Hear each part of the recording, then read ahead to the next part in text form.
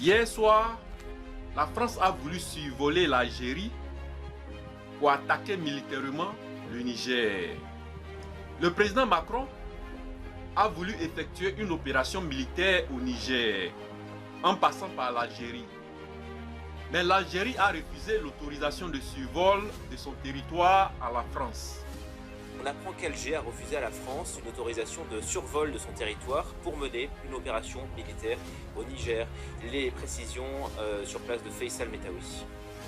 L'Algérie a refusé une demande française de survoler son territoire puisque l'Algérie a des frontières avec le Niger, c'est à peu près 1000 km et ce refus est visiblement indiscutable puisque l'Algérie a condamné toute intervention militaire au Niger et elle a regretté par la voix du ministère des Affaires étrangères que le recours à la violence ait pris le pas sur une solution politique. L'Algérie considère qu'une intervention militaire dans la région sera porteuse de problèmes plus que de solutions.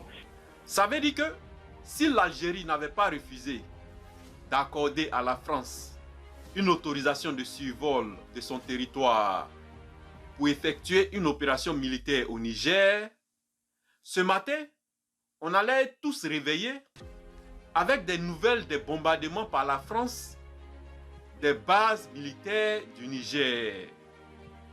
Et on veut nous faire croire que c'est la CEDEAO qui va faire cette guerre contre le Niger. Pourtant, ce qui se passe, c'est que le président Macron utilise la CEDEAO pour pouvoir faire sa propre guerre contre le Niger. Et quelle est la stratégie qu'il veut utiliser? Il veut mener des frappes sur les bases militaires du Niger pour pouvoir affaiblir les militaires nigériens, avant de permettre aux militaires de la CEDEAO de venir occuper le terrain. Parce que nous savons tous que les militaires de la CEDEAO n'ont pas les moyens pour pouvoir faire cette guerre sans l'aide de la France. Le président Macron a décidé de créer une nouvelle Libye en Afrique. Et cette fois, les conséquences seront plus graves. Cette guerre que le président Macron veut absolument mener au Niger va affecter tous les pays de la sous-région, même mon propre pays, la Côte d'Ivoire. La Côte d'Ivoire ne sera pas épargnée. Si aujourd'hui, les pays du Sahel ont un problème avec les groupes djihadistes, c'est la faute à qui? C'est la faute à la France qui a fait cette guerre en Libye et ce sont les conséquences de cette guerre que nous sommes en train de payer aujourd'hui. Le président Macron se donne le droit de mener des opérations militaires en Afrique, d'aller en guerre contre n'importe quel pays en Afrique. Il pense qu'il est le président des pays africains francophones. Pourquoi le président Macron ne va pas intervenir militairement en Ukraine, où il sera bien accueilli? Si le président Macron aime intervenir militairement, pourquoi il ne va pas intervenir en Ukraine? Parce que le peuple ukrainien l'a toujours réclamé. Ils ont besoin de lui là-bas. Mais comme ça serait contre la Russie, le président Macron sait qu'il ne peut même pas s'hasarder. Mais en Afrique, il utilise la loi du plus fort.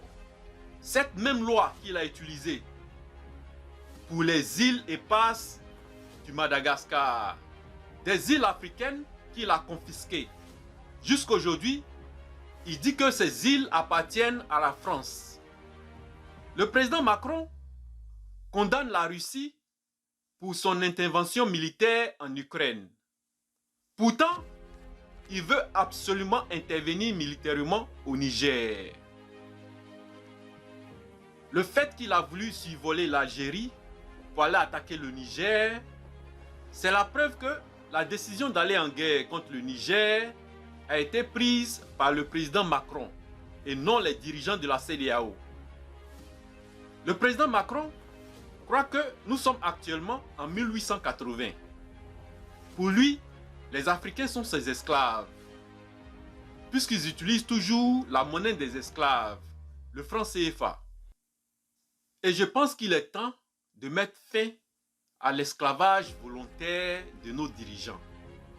Il faut mettre fin à la colonisation qui continue sous une autre forme, sous le président Macron. Et pour cela, il faut sortir de la CEDEAO qui est dirigée par la France officielle et abandonner la monnaie des esclaves, c'est-à-dire le franc CFA.